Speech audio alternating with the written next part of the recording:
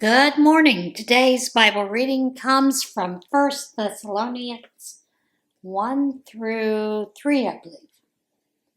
So let me get my spectacles so I can see what I'm reading. Getting old is hard, folks.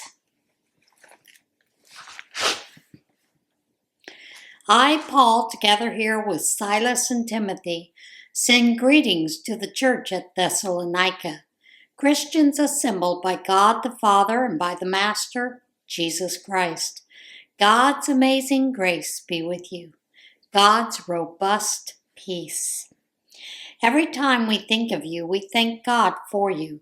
Day and night you're in our prayers as we call to mind your work of your faith, your labor of love, and your patience of hope in following our Master, Jesus Christ, before God our Father.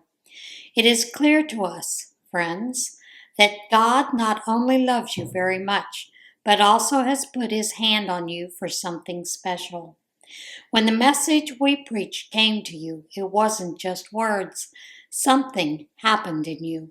The Holy Spirit put steel in your convictions. You paid careful attention to the way we lived among you and determined to live that way yourselves. In imitating us, you imitated the Master. Although great trouble accompanied the word, you were able to take great joy from the Holy Spirit, taking the trouble with the joy and the joy with the trouble. Do you know that all over the provinces of both Macedonia and Achaia, believers look up to you? The word has gotten around. Your lives are echoing the Master's word, not only in the provinces, but all over the place. The news of your faith in God is out. We don't even have to say anything anymore. You're the message. People come up and tell us how you received us with open arms, how you deserted the dead idols of your old life so you could embrace and serve God, the true God. They marvel at how expectantly you await the arrival of his Son, whom he raised from the dead, Jesus, who rescued us from certain doom. So, friends, it's obvious that our visit to you was no waste of time. We had just been given rough treatment in Philippi, as you know, but that didn't slow us down. We were sure of ourselves in God, and we went straight ahead and said our piece, presenting God's message to you, defiant of the opposition. God tested us thoroughly to make sure we were qualified to be trusted with this message.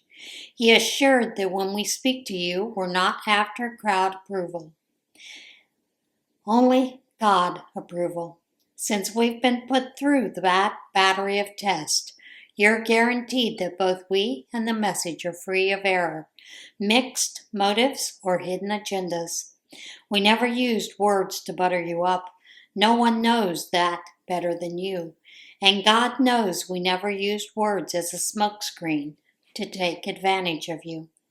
Even though we had some standing as Christ's apostles, we never threw our weight around or tried to come across as important with you or anyone else. We weren't aloof with you. We took you just as you were. We were never patronizing, never condescending, but we cared for you the way a mother cares for her children. We loved you dearly.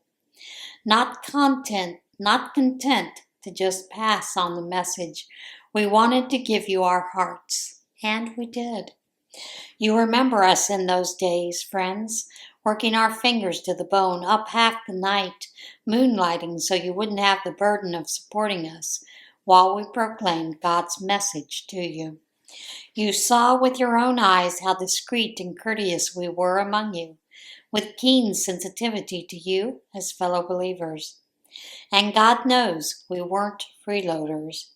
You experienced it all firsthand.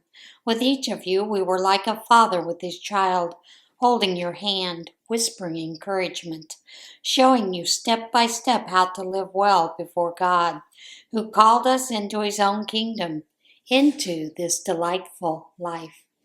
And now we look back on all this and thank God, an artisan well of thanks. When you got the message of God we preached, you didn't pass it off as just one more human opinion, but you took it to heart as God's true word to you, which is God Himself at work in you believers.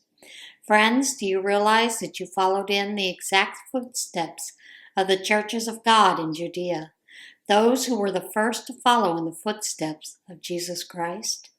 You got the same bad treatment from your countrymen as they did from theirs, the Jews who killed the Master Jesus, to say nothing of the prophets, and followed it up by running us out of town. They make themselves offensive to God and everyone else by trying to keep us from telling people who've never heard of our God how to be saved. They've made a career of opposing God and have gotten mighty good at it. But God is fed up, ready to put an end to it. Do you have any idea how very homesick we became for you, dear friends? Even though it hadn't been that long, it was only our bodies that were separated from you, not our hearts. We tried our very best to get back to see you.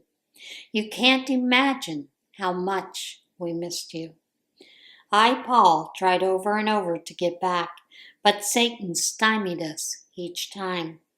Who do you think we're going to be proud of when our Master Jesus appears, if it's not you? You're our pride and joy.